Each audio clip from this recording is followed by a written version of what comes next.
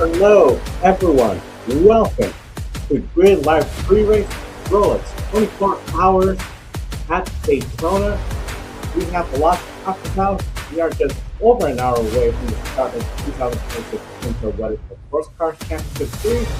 Starts with a 24-hour grueling at Daytona International Speedway.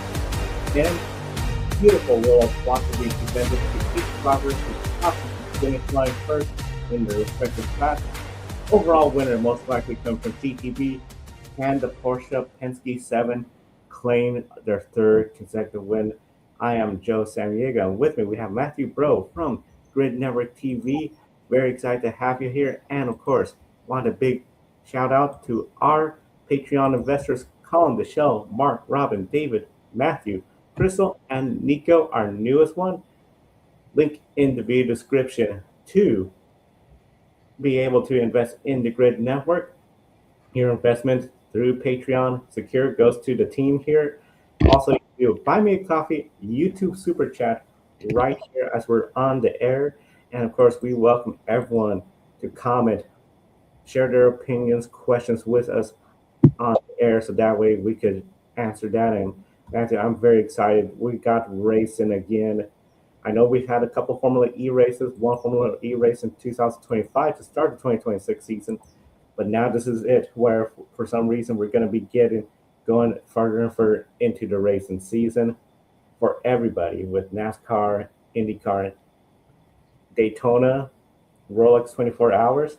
Let's talk about, I think, the team everyone's going to be following for the next 24 hours, and that is the Penske number 7 Porsche.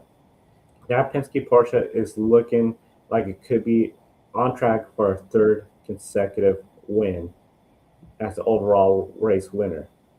You have this team piloted by Felipe Nasser, Julian Andriar, and Lauren Heinrich, who will be piloting the number 7 car. Nasser is going for his third consecutive win overall, but his teammates, they're looking for their first win, Matthew, and that's something I find very interesting. This team, they are going to be very reliant on Felipe Nasser's experience. The last team to win 3 consecutive Rolex 24 was Wayne Taylor Racing number 10 in 2019, 2020, and 2021, with Renger van der Zande, the only driver to win multiple times in that run, 2019, 2020, but not 3 consecutive. He was not part of that team in 2021. So can Felipe Nasser, in your opinion, lead the 7 team, which good team, they know how to get the job done, but you got new drivers looking for their first Rolex watches? I think absolutely, Joe. It's one of those things where love him or hate him, Felipe Nasser, man can wheel a race car. Doesn't matter what it is, he can wheel it. And especially with an event like this, you can have all the talent in the world, but it's 24 hours is quite a long time. And you need experience on your team. You need somebody who is a proven winner. And even if it's just one of your 3 or one of your 4, and Felipe Nasser is that guy. And going for history, I mean, I feel like it adds a little bit of like a oomph to it, right? Like, I really want to prove myself. I got a lot of other stuff going on that people might know if you're not really into IMSA specifically, but you've heard about other stuff going on with him specifically. He wants to shut those people up, I feel. And I think he's more than capable of doing it. The car is quick. Regardless, in the first or in qualifying, obviously they're starting third. You can't go wrong with that. I know there's only 10, 11, or 12 cars in the GTD or GTP class. Sorry. I have clear aligners. I'm still learning how to talk. Bear with me. But yeah, anything's possible. I think I know we'll touch more about the 31 team as well, but 24 hours is a very long time. And I think Felipe Nasser, especially with his experience, will be a favorite without a doubt. I'd put it maybe one of the second or third favorites to get it done, because experience really does help at these tracks. And a team of 3, I don't know if there's really any advantage of having 4 drivers or 3, but when you have 2 new drivers on the team with you and you're a multiple-time winner of this event, it's got a couple watches to his name, I think absolutely he can go out and lead them. I might pick them, I might not pick them to do it, but I would not sleep on that Porsche number 17 at all, or 7 team at all, especially the Penskes at Daytona. Never can sleep on them. Yeah, Penske at Daytona. I think one of their biggest competitors is going to be their teammates, of course, the number six Porsche, which got them for the championship last year for the series. Overall, the aspect of Felipe Nasser getting a third consecutive win at Daytona, that would be huge. Accomplished driver, a lot to his name already. This will be another third time getting such a high level award. It just will be really fascinating to see if he could get that job done. I think he's really going to have to show that he can lead this team. I think a lot of people are going to be curious to see how he does with that aspect. The teammates, I think they're going to be relying on him, his advice, especially late runs when we get towards the end of the race. That's where we're going to see a lot of action as the action packs up. Because I think at the end of the day, you only need one safety car period late in the race, and next thing you know, we're going to see all the chaos. In the chat room, I encourage everyone to participate in the chat room. We have Kobe there. I think Porsche has the strong, strongest, car in GTP. Had fun, had lots of speed at the roar. Don't underestimate the number 85 JDC Miller Motorsports Porsche. They're running the 2025 package as underdogs. Thank you so much, Kobe, for those comments. I encourage everyone to share their comments and opinions with us. That is a good point. You got that team with the 2025 Porsche out there running. GTP overall, I feel you when you look at the competition there, very intense with the Porsche. Then you have the Cadillacs, and let's talk a little bit about those Cadillacs because Nasser and that 17, they're going to be starting third after they qualified fourth because of the drama with the pole winning car, the number 31 Action Express Racing. Saw Jack Aikens finished first, but post qualifying technical inspection revealed the car friction area of the rear skid blocks was beyond the permitted tolerances. So the number 31 is starting at the back of GTP, which isn't too big of a penalty. You're talking about 12 or so cars. So the 31 is going to be back there. This promoted Rango van der Zande, who I mentioned earlier, the number 93 Acura to the pole.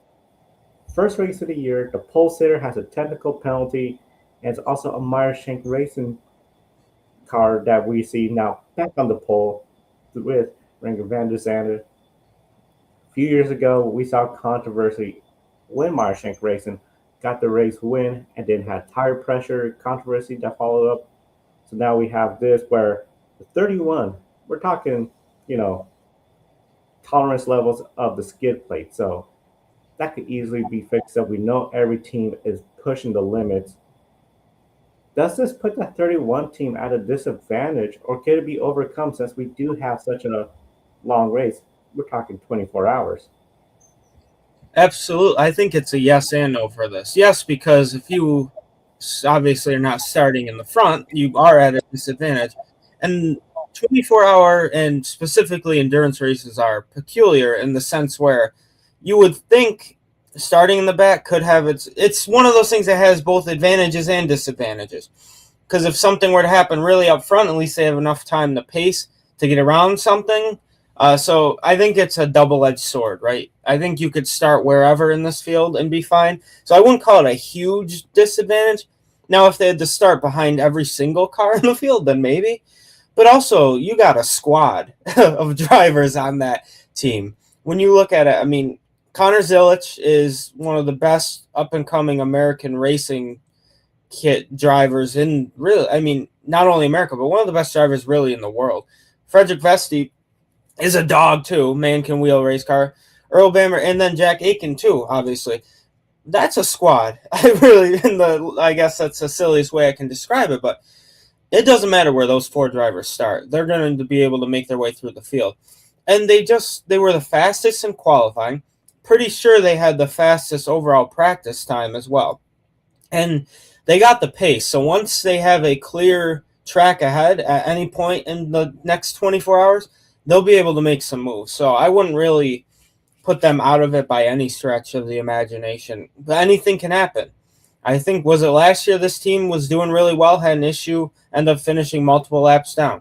So it's a long endurance race for a reason. And as long as these guys have enough energy to really get through it and the car can get through it, I would still put them as a top 2 favorite, in my opinion, regardless where they start. They just showed so much pace.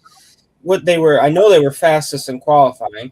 They didn't have a great practice 1, but they were the fastest in the second practice. And then practice 3 as well, they weren't as great. But I think they got all that speed out during qualifying, and they're like, we'll take it easy, learn a little bit about the car, and then let's go racing. But I do hate the fact, Joe, that every time we have some excitement, there's always, if I know the saying is, if you ain't cheating, you ain't trying, but like, come on. Every time we see some crazy thing happen, it seems like there's always some sort of penalty. And I know racing is really just pushing the limits without getting caught, but stop getting caught. Come on. But no, in all seriousness, I don't really think this really puts them at a huge disadvantage. I think they are definitely still a top 2 team in this race, to be honest with you. We got a long way to go. I know we might be having a different conversation in about, I guess, 25, 26 hours from now when we live stream the post race. But yeah, really, really looking forward to it. I'm curious to hear your thoughts if you think that 31 Whelen Cadillac can get it done. I think it can get it done, especially you bring up the point of the drivers. They are there on that team that could get the job done. One driver I'm very curious about is Connor Zillage, of course, to see what he could get done. I'm pretty excited that we're going to see him in such a level. A lot of folks that know that follows throughout the NASCAR year was going to do a WEC test, but unfortunately missing out on that championship and those valuable points, unable to do it. So see him in this race, in the Rolex 24, I think that's still going to be a great experience, and let's see what happens. Maybe he could be on the top podium, because we've seen plenty of times where drivers are coming from NASCAR, IndyCar, get the job done. Earl Bamber, another great driver on that. I just feel like it's going to be something where it's going to be a lot of fun just to see this 31 team try to work their way towards the front. A little bit of strategy, how to line up the drivers. That's going to really be interesting to see. In the chat room, we got Adam. Hello, Adam. Looking forward to watching the Rolex 24 Hours Daytona while dealing with a winter storm here in North Carolina. Stay safe in New York, Matthew. Definitely, we know a lot of folks having a lot of cold weather. It's one of those deals where we'll be on the air 24, 25 hours after the race, but definitely we're going to be on the air, especially hopefully no power outages for any of our colleagues as well too, and for you, the viewers, so that way you can watch us as well. And we encourage everyone to subscribe to us right here on the GRID Network. Now, of course, this race, we talked a little bit about Connor Zillage coming from NASCAR, another NASCAR driver in this field, AJ Allmendinger.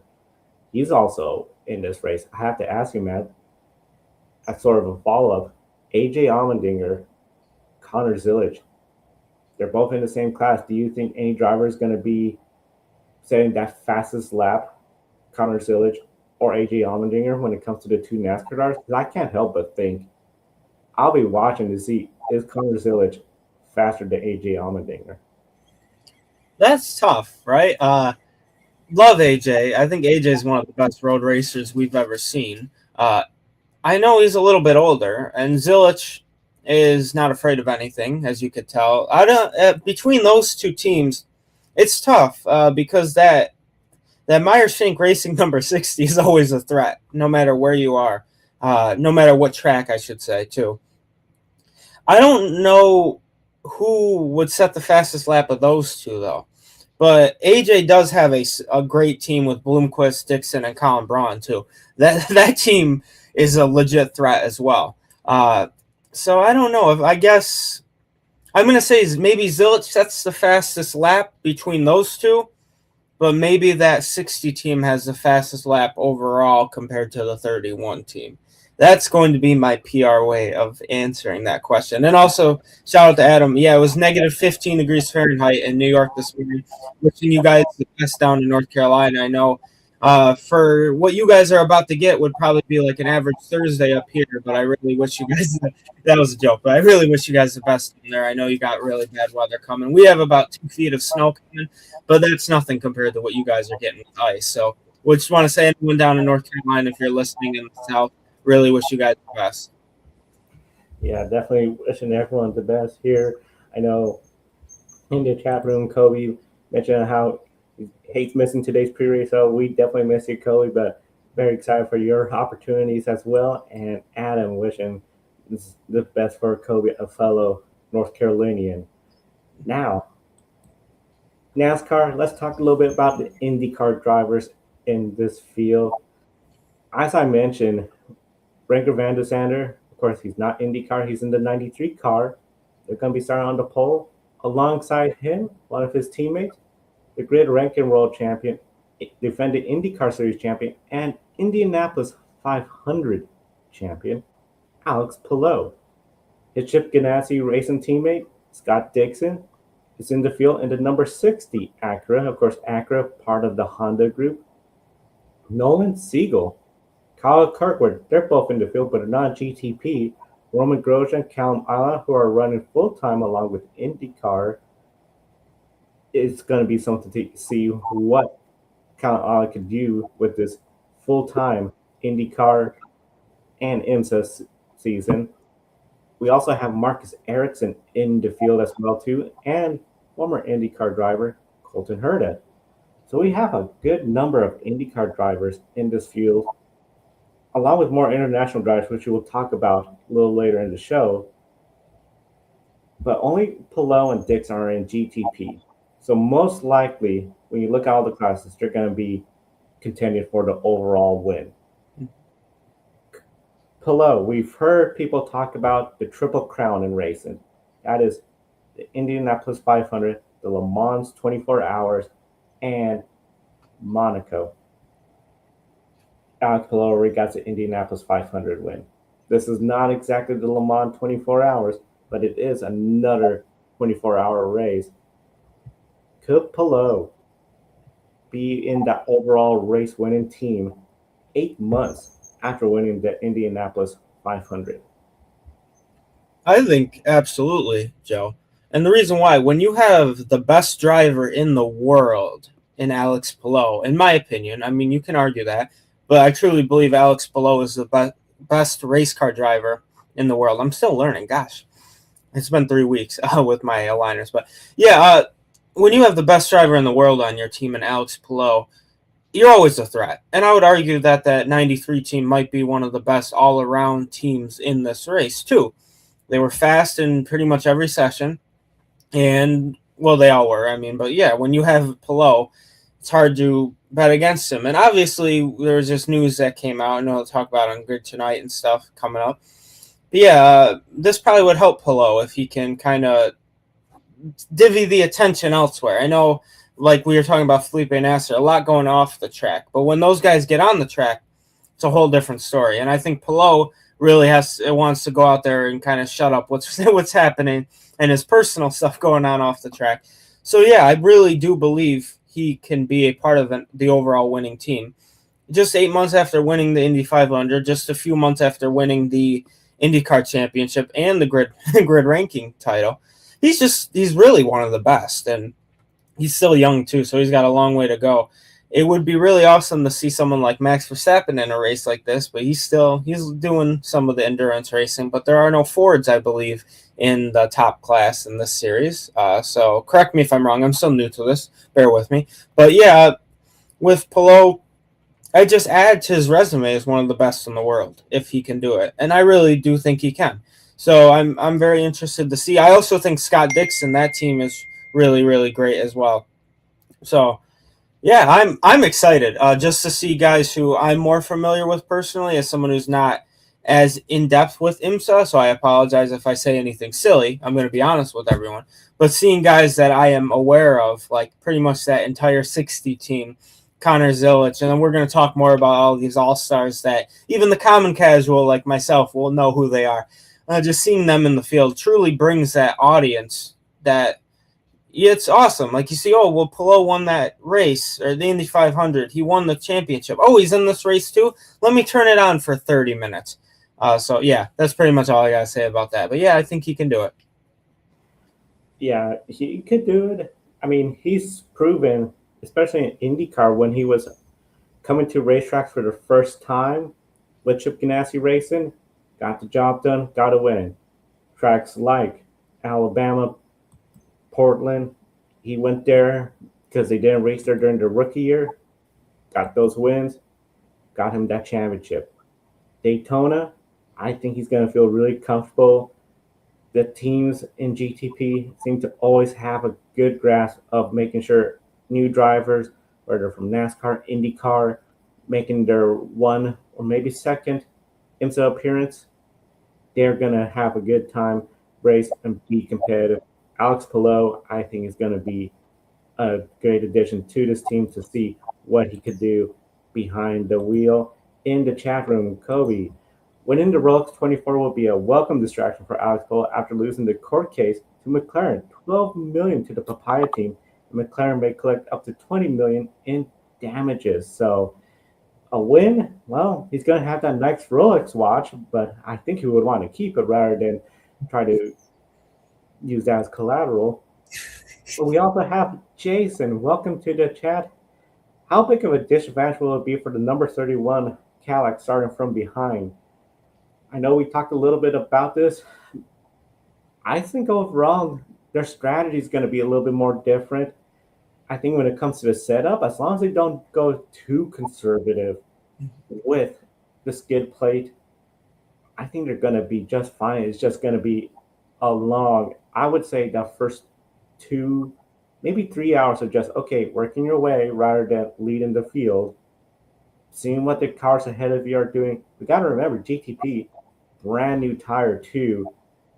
In the past, you had a tire where it took you up to a full lap, maybe even 2 laps, depending on the conditions, because it was colder in Daytona, warm up. So you had GTP cars running at the same pace as the GTDs. Now we're going to have this new tire. How will that shake up things? Overall, Jason, great question. And I got to say, we're very excited to have you watching along. 24-hour race. Lots of time to make up for lost track positions. Still, their number shows the winner are likely to come from the first few rows per NBC Sports. And actually, that's always something that fascinates me. I have to ask you, when you see stats like that, where it's like, this is a 24-hour race, but the winner is so often row 1, row 2, row 3. Not often you can see somebody from the back. Does that surprise you at all, or does that just really indicate the importance of qualifying in such a race? I think it does surprise me personally, just because you would think, well, they have 24 hours. I'm pretty sure the guy from 12th can somehow make it to the front based on strategy and stuff. But yeah, like we mentioned a little earlier about the 31 team, I think they're still, I would say, a top 2 favorite in this event based on just who they got in their lineup and how fast they were for the first 3 practice sessions and in qualifying, regardless of the penalty that they're receiving. But yeah, it surprises me that you would think more people would win from wherever in the field, but that's the beauty of motorsports. Is I love stats. I think a lot of my statements are based on statistics, but you never know. Like, something could happen in turn 1 where all of a sudden the guys in the first 2 rows are all going to be back a couple laps because of damage. You never know what can happen. I think that's the real beauty of motorsports, is something so minor can happen in this event. And you would think with the amount of distance it is, 24 hours. Last year they did 780 laps or 781 laps or something like that. Like, holy heck, that's a lot.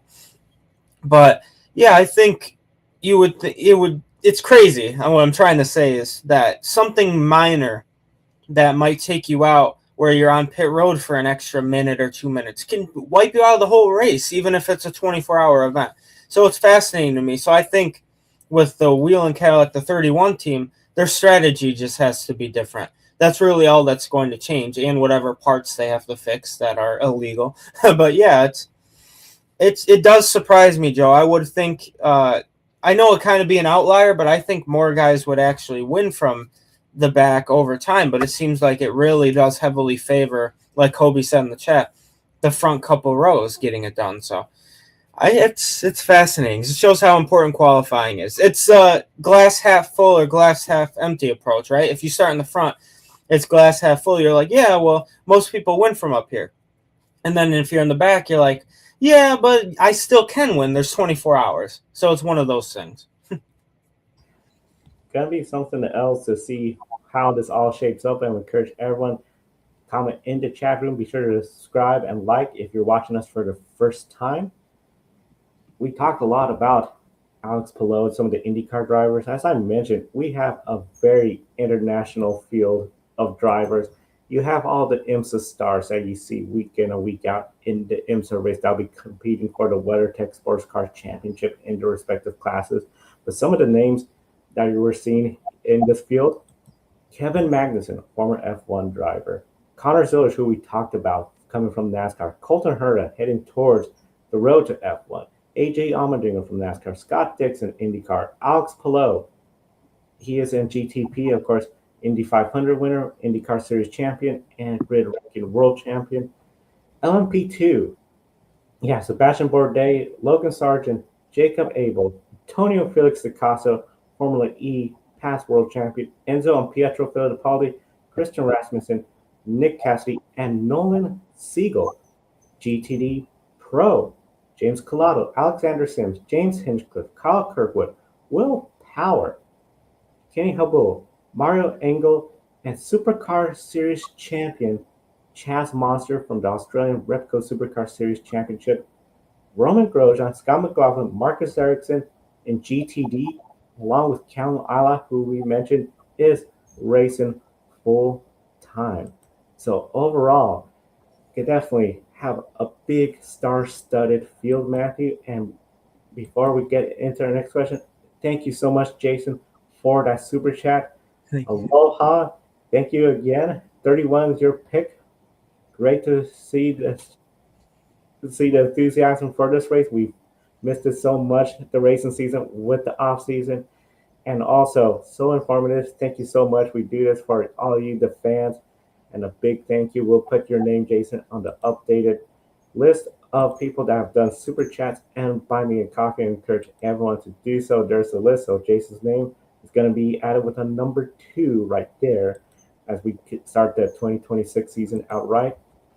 Matthew, as I mentioned, we have such a star-studded field.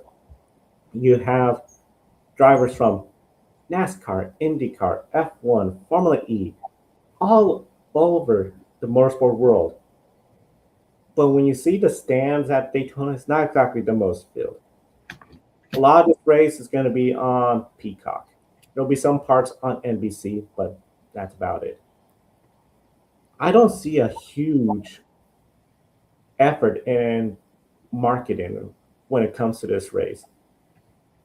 Do you feel like this race should have a bigger pull when it comes to media attention, especially what some folks would call the casual race fan that, oh, I follow Formula One. Well, if you follow Formula One during the Drive to Survive era, you know Kevin Magnussen, maybe you want to come watch him race here. Does it just feel like with such an international pool, this race has the potential for a bigger pool? Infinity percent. I'm losing it over here. I think, do you know what it is, Joe? I think it's the glare from my blinds. I apologize. There's really nothing I can do about it. So I look like half, like, I guess if I angle myself this way, maybe when you're talking, I'll switch over. But yeah, I love NBC Sports. Don't get me wrong. But I know Peacock. It kind of. I don't have Peacock, unfortunately. I'm pro streaming service. Don't get me wrong. But sometimes it does suck. It really does. For other people that can't watch it. But yeah, I think NBC fails miserably when it comes to promoting stuff. Compared to Fox, I think Fox's coverage is significantly worse in a lot of aspects, and I mean that in a respectful way. But what they do is they advertise much, much better, in my opinion, than NBC Sports. Now, if you're telling me, have people listening at home, if you can fathom the amount of superstar, all-star talent in this event that Joe just named, I mean, Scott Dixon, one of the best IndyCar drivers of all time. Connor Zilch, one of the best up-and-coming drivers. Alex Palou and Scott McLaughlin, two of the best race car drivers in the world, are in this event. Then, like Nick Cassidy, guys like Antonio Felix Acosta, some of the best Formula E drivers. And just all the IndyCar drivers, too. Will Power, one of the best drivers. And then Chaz Moser, all the way from New Zealand, Australia area. Holy heck, the amount of superstar talent that could have been broadcasted and advertised to bring in the casual fan who might just watch IndyCar, that might just watch Formula One or NASCAR, Formula E, pretty much any series that Grid Network has involved in the grid ranking that we cover here. They had so many opportunities, and I feel like as a casual for endurance racing myself, there wasn't as much advertising as there needed to be. And that's just the truth about it, unfortunately. I feel like if Fox specifically, I know they don't have the coverage rights to this, but what they were able to do last year, I know a lot of people are like, oh man, Fox now has IndyCar rights. But what they were able to do with the advertisements and stuff was very important. I would tie it to marketing is so important for racing. That's how drivers even get in these seats in the first place, is marketing. But you look at like Colleague and Ram, if you bring that in from the NASCAR perspective, what they're being able to do is such a W for marketing and what they can accomplish. And it shows all the attention they're bringing in with the show. And Formula One has done it. I know there have been IndyCar shows where you bring in depth behind the scenes stuff. NASCAR has its own Netflix thing now. That's important. So I don't know why they didn't swing for the fences on advertising and marketing for this event.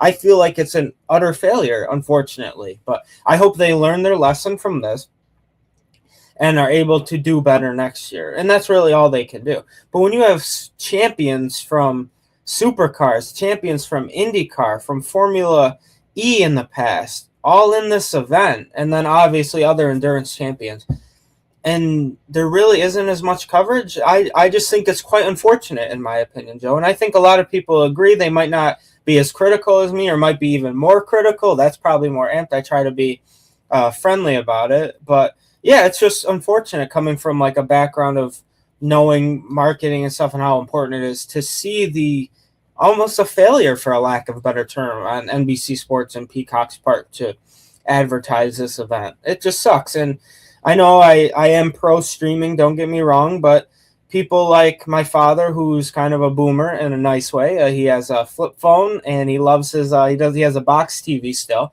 But someone like this in this crappy weather, like Adam had mentioned, it'd be nice to watch the whole thing, but unfortunately you can't. And that's just one person, but I do kind of feel like we need to move forward with technology, but at the same time, I am empathetic, or sympathetic, I should say, to the people who don't have that access, where they can't watch certain hours of this event because they don't have Peacock or streaming services or internet connection. I don't know how people live without it. My father somehow does it. Props to him. Props to people, I can't really say listening at home, because they can't, because they don't have internet. But yeah, that's my long rant. I really apologize about that, but I think some things needed to be said about the advertising and marketing portion of this event. Yes, and you bring up a really good point about Fox. We cover, of course, NASCAR, IndyCar, and let's not even get started with NASCAR on Fox and the criticism there. IndyCar on Fox, it was their first year. I think a lot of people are more, okay, this is their first year, some mistakes here and there, especially in the Indy 500. But the marketing, the fact that we are already now seeing their second year of commercials. The first one with Joseph Newgarden barbecuing, The Perfect Neighbor. I'm pretty sure there's going to be one with Alex Palou, Pato Award.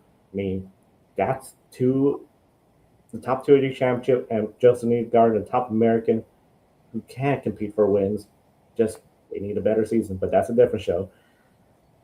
They did such a great effort in marketing, and throughout the IndyCar year, we saw an increase in attendance all over the place. I mean, Portland, the grid was just packed full. That's the strength of Fox, and I feel like that is where IMSA could have a better TV partner. I get it. NBC does not want to have 24 hours of the Rolex 24 on broadcast television. And there's just always the risk. If there's some big breaking news, we know they're going to cut to NBC News, and CNBC or somewhere else more obscure is going to be the race.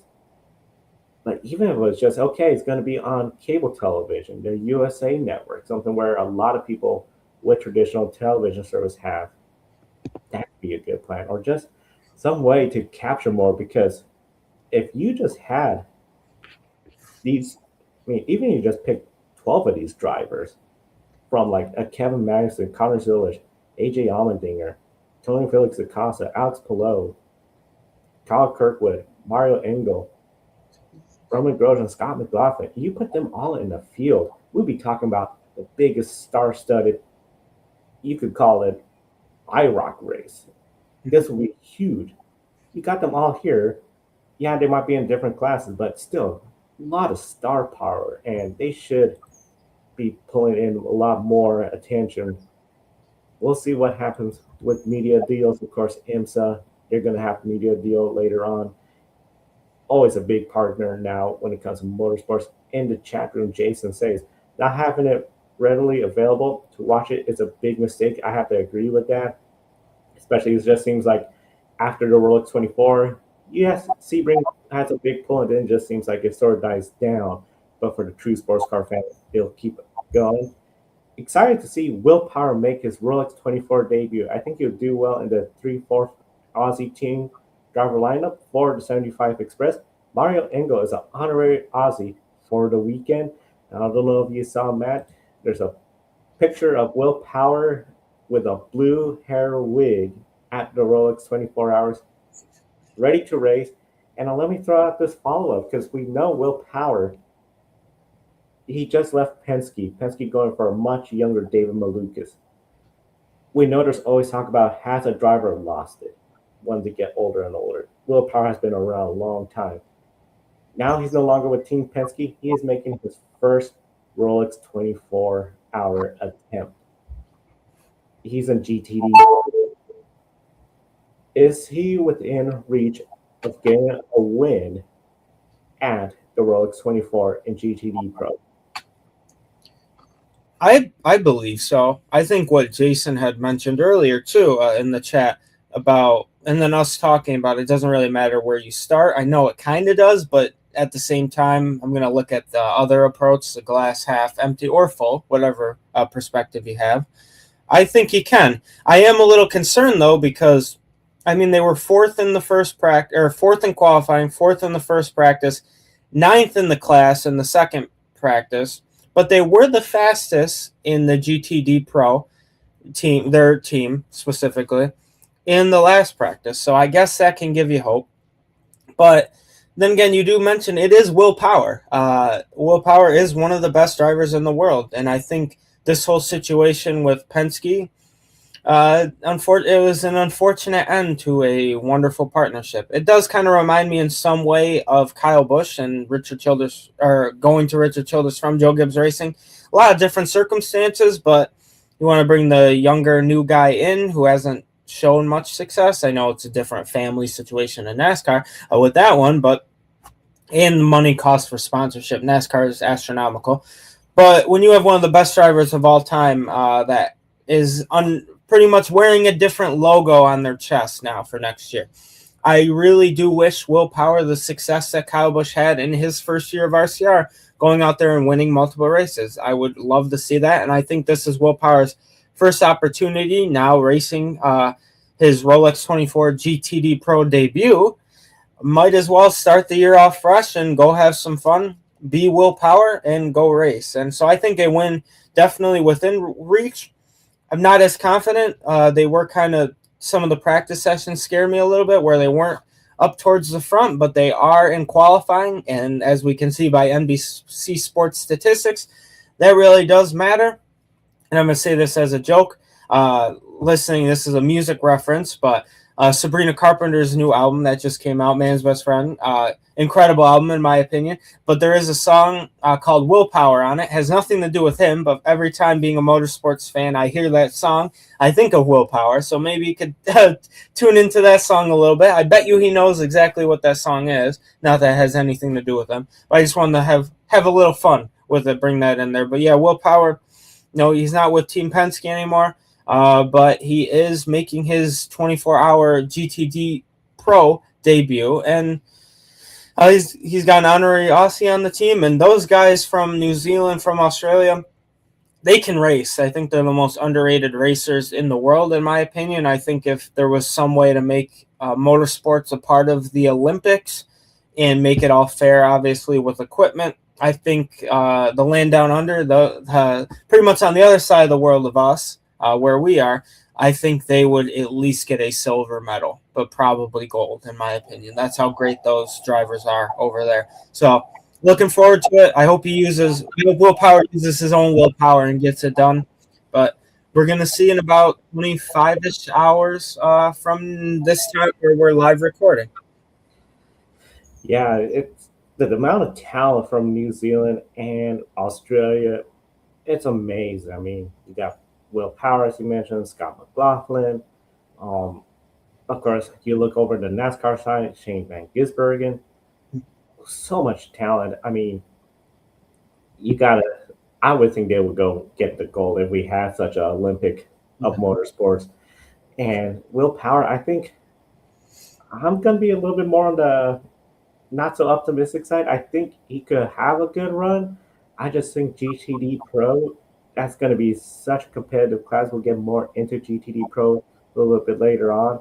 Will Power, I don't see him making a rookie mistake. Mistakes can happen. You got, especially at times, physical racing, especially on restarts. If we get late into the race, it'll be interesting to see how he adjusts to this. In the chat room, Adam, seeing the stars from different motorsport series gets fans ready for the upcoming season. It does. I mean, and that's something I feel like this event should have a bigger pull. You want to go there? You want to see Alex Palou if he's your favorite driver, or Scott McLaughlin? I mean, Connor Zillage. So much talk about this kid.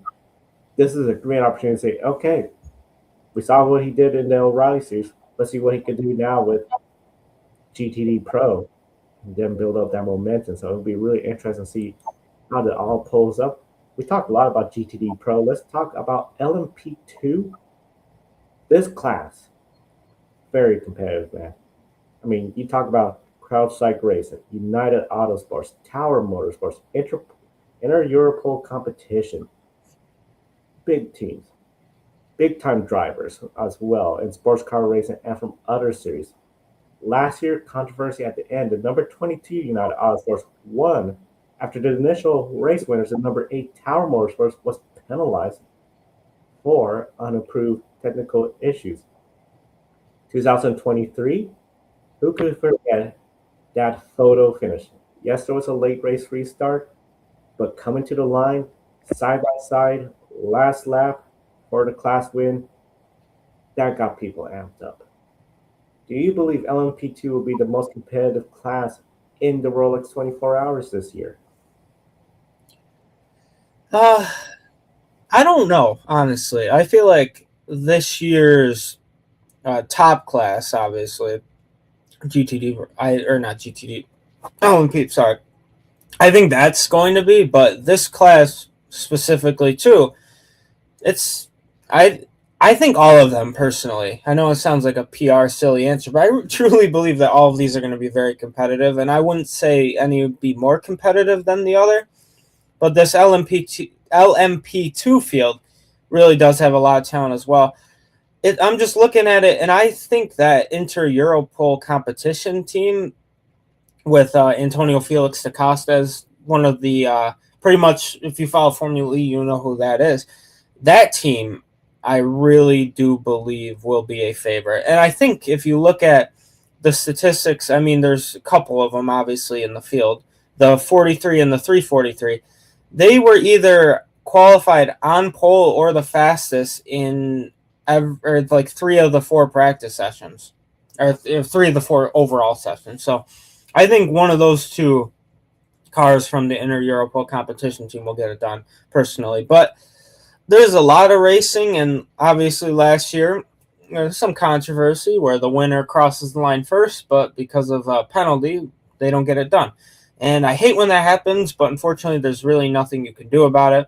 and then obviously just a few years ago with the photo finish, like you mentioned. So I think there is a lot of competition in this class too, but I think more of the focus will specifically be on the GTP class, obviously, but you never know. Like I said, 24 hours is a very long time for a lot of silly things to happen. So it's one of those things. I'm going to probably talk about it more when we talk about the other classes, but one slow pit stop or one you miss the apex of a corner, you don't brake early enough, that can be the difference. I know it's 24 hours, but something minor like that could throw away your entire race. So really looking forward to it. A lot of great talent, like we had mentioned. But I'd be on the lookout for that inner Europol competition. For some reason, that's a mouthful for me to say. I think those cars specifically are going to be the ones to watch in this event, but we'll see what happens. This specific class, LMP2, isn't really my forte, so please take whatever I say with a grain of salt. I'm more interested, Joe, you're more of the expert on this. I'd love to hear what you have to say about this specific class. Yeah, I think it's going to be interesting to see how it has the potential. I think GTP is going to be the toughest one, the Grand Touring prototype. But overall, I feel when you look at Tower Motorsports, United Autosports, Inter Europol competition, I think those are the big ones to look at. If they have a misstep, anybody could pick it up. We could see a driver that maybe just has that good stint and just all of a sudden positions another team out there towards the front. You bring up a really good point with Antonio Felix Acosta. He's been doing this race for a few years now. I feel like he could be one of those drivers that could really bring that car, have strong stints, and be that leader of that team. It's just going to be a matter of the execution of everything, as you said, the timing of the pit stops, the strategies. Whereas at the 24 hours of Le Mans, you know there could be safety zones and, some areas with a safety zone, not a full safety car. Here, there's going to be that full course caution. You know it's going to probably happen. It'll be a shock if it's a 24-hour race without some sort of full course yellow. That could change up the strategy. So many factors. I think at the end of the day, LMP2, considering everyone has those Oricas 07 Gibson cars, it's just bound to be really tight. But just like in any series where everyone supposedly has an equal car, teams know how to find a way to find that extra speed. I think United, Tower, and Inter Europol are the top three I'll be looking at, but we'll find out after a long 24-hour race. GTD Pro, stacked with competitiveness. The drivers, we've talked a lot about the star power there, including Will Power. Whereas LMP2, everyone has those Orica 07 Gibsons. This group of cars, just listen to it. Ferrari 296 GT3 Evo, BMW M4 GT3 Evo, Chevrolet Corvette Z06 GT3R, Lamborghini Huracan GT3 Evo 2, Lexus RC F GT3, Mercedes AMG GT3 Evo, McLaren 720S GT3 Evo, Ford Mustang GT3 Evo, and of course Porsche 911 GT3R. 9 different manufacturers, 9 different body styles, 9 different powertrains. And you have some of the top drivers, Will Power, Kyle Kirkwood, all in this field driving these cars. This is just an amazing competitive class. Overall, what do you think will be some of the key factors when it comes to teams trying to get the class win in such a stacked group? There are a lot, personally, but yeah, just think about what you just said, right? Ferrari, BMW, Chevrolet, Lamborghini, Lexus, Mercedes, McLaren, Ford, and Porsche. Holy, that's a lot of money right there. Some sound effects, right? Cha-ching. That is a lot of money and top-tier organizations and manufacturers specifically. Holy hell, that's a lot. But I think the key factors, there's so much variety, Joe, that I feel like I don't know if outright speed really matters as much as the consistency and execution of these teams for the next 24 hours. I really think that's the biggest factor. And there are so many though, but a clean driver change, getting out of the car, getting the new guy into the car, that's one. Not making mistakes when you're in traffic, that's another one with this class, and not getting penalized. And then strategy really is probably another one too. I just think the consistency, execution, and strategy, those three things are really the biggest factors, in my opinion, when it comes to this specific class, because there's so much variety. Usually, like you said, LMP2, LMP, yes, two. Again, trying to spell things out. Not my forte for some reason today with the acronyms. But yeah, I really think the strategy in this class specifically matters more than just the outright pace. And I really think the execution of these drivers, because you're in towards the back of the field. You're going to be getting lapped by some of the faster classes, and you are going to be lapping some of the slower classes. So you're right in that like middle, where you're always going to be around somebody probably faster than you and probably slower than you. So I think for that, the strategy really will be the biggest key factor when it comes to these 9 different manufacturers who's going to get it done, and some superstars, like you had mentioned, in this class as well. So I think that's, in my opinion, that will be the biggest key factors. I think the consistency, the execution, the strategy, just running your race, in my opinion, will be the key to winning in the GTD Pro Series. But that's one of these things, specifically with this class, I will say you just have to go watch and see. And I wish there was more marketing to the car bros out there, the car gals out there who love cars. I'm not as intelligent when it comes to knowing about vehicles, knowing about Ferrari, BMW, Chevy, Lamborghini, Lexus, Mercedes, McLaren, Ford, and Porsche. I might know more about the American-made stuff, I guess, but nowadays most of the stuff isn't really made there. It's just that's where the primary manufacturer stuff are. But yeah, there's going to be a lot, Joe, and I think that's probably the more exciting. If you are familiar with that, I think the GTD Pro class, if you're a car guy or gal, I think that would be the most fun to watch in this event. I've always feel, especially like you said, if you're bringing somebody first time to a sports car race, LMP2, GTP, they look great. They are built for racing. These high-tech bodies, aerodynamic. What's really fun about GTD Pro, GTD, these are cars you can say, hey, I could go buy that car in the showroom. I could have a Porsche if I have the funding, a Ford Mustang, BMW, Lamborghini, Lexus. This class, as you said, all the points of what it's going to take to win. A little bit of luck, I feel, especially this class does at times get physical. We've seen it before. I am just thrilled that we got such a huge turnout when it comes to manufacturers in the chat from Kobe.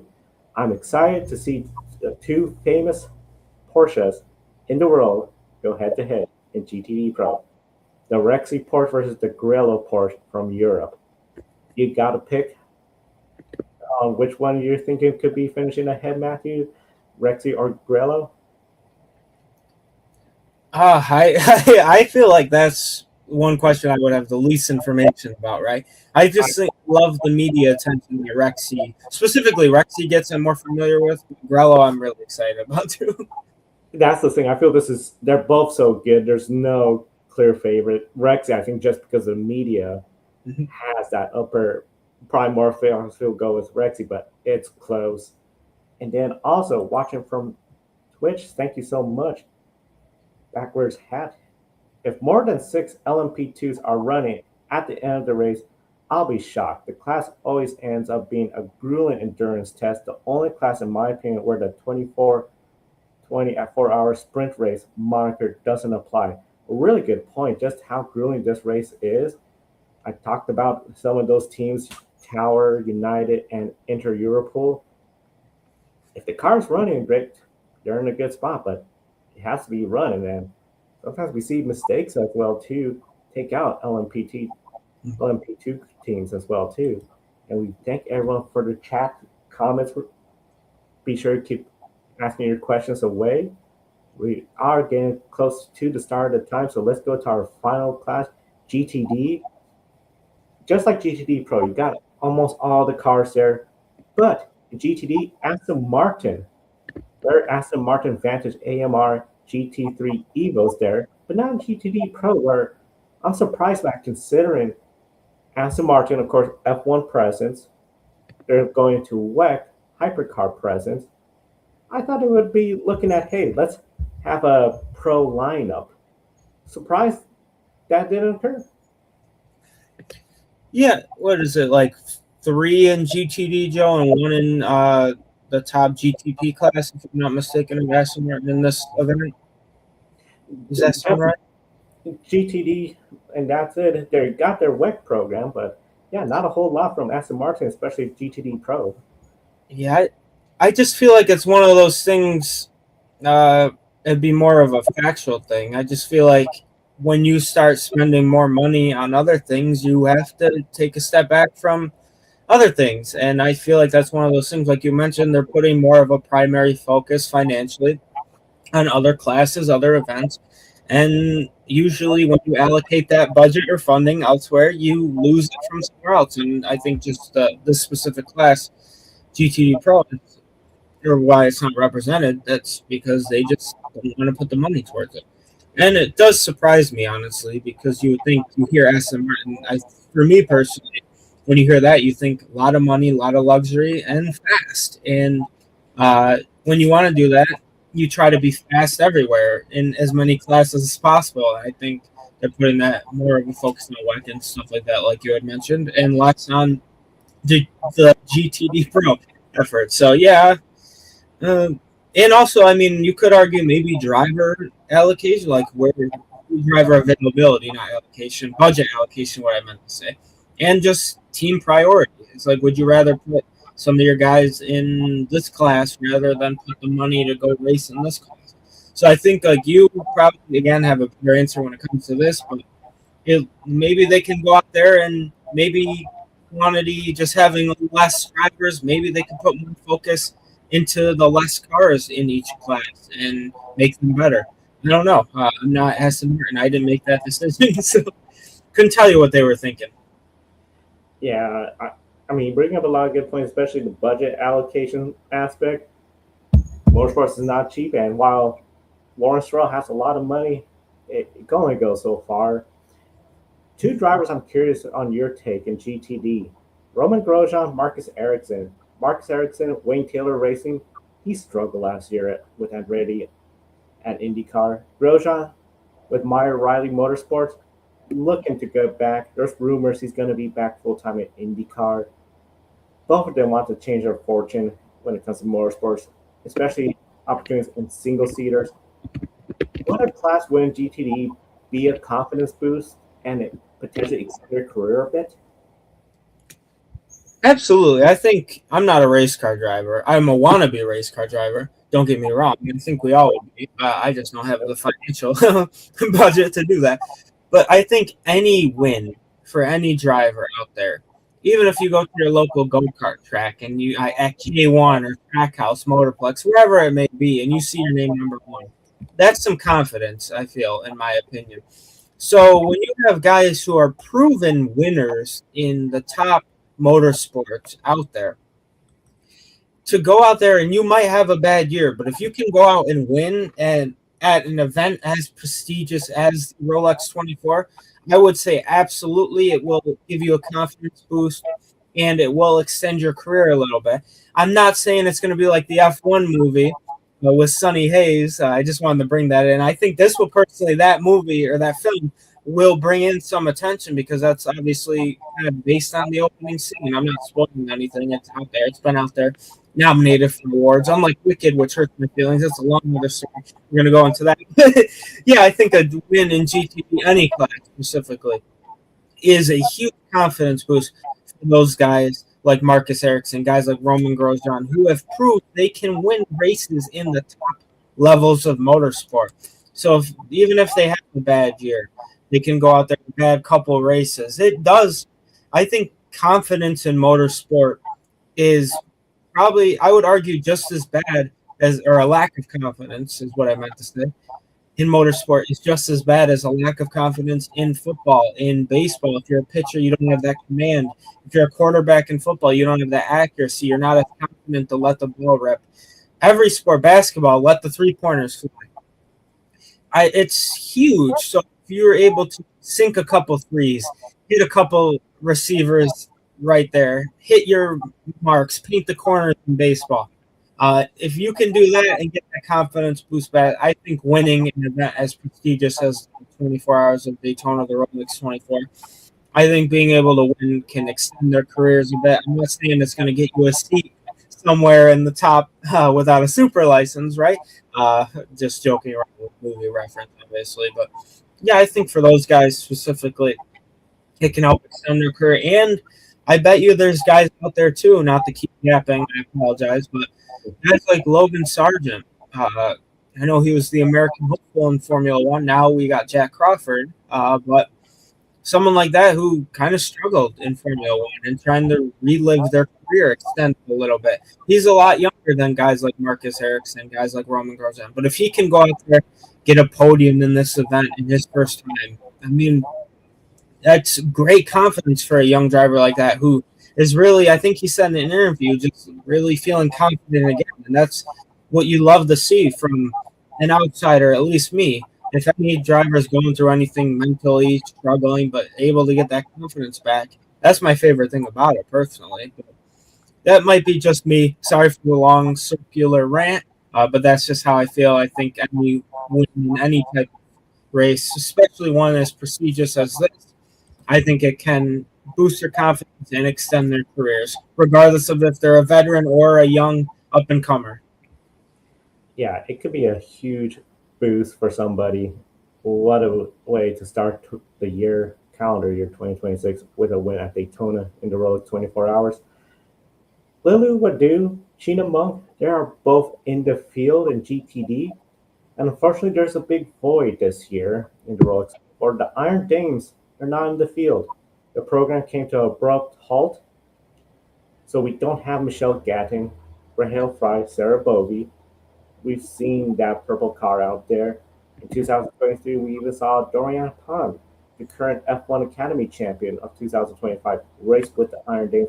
Impressive effort in her first year. How disappointing is it to not see the Iron Dames in the field and a reduction of the number of female drivers in the field? It's always disappointing in my opinion. I guess I love the fact in motorsport, specifically endurance racing, that you can bring that diversity into the field, whether it's gender or sex diversity or whether it's nationality diversity, like we were talking about Australia, New Zealand coming into. That's what I love. So when you see a lack of women drivers in racing, specifically in an event like this, and the Iron Dames team, obviously probably the most popular of them, it sucks. There's nothing we can really do about it or say about it, and it just sucks. You see incredible drivers. I mean, I don't know. I'm again not as familiar, so bear with me. But some of the best women drivers in the world, like Jamie Chadwick, Dorian Pinn, people who have won races, and you just see those types of talents specifically not participating. It sucks. You love to see it, and you hate to not see it, I guess. This is the best way to describe it. So, yeah, I would say I'm very disappointed. But unfortunately, I don't know what we could really do to change that.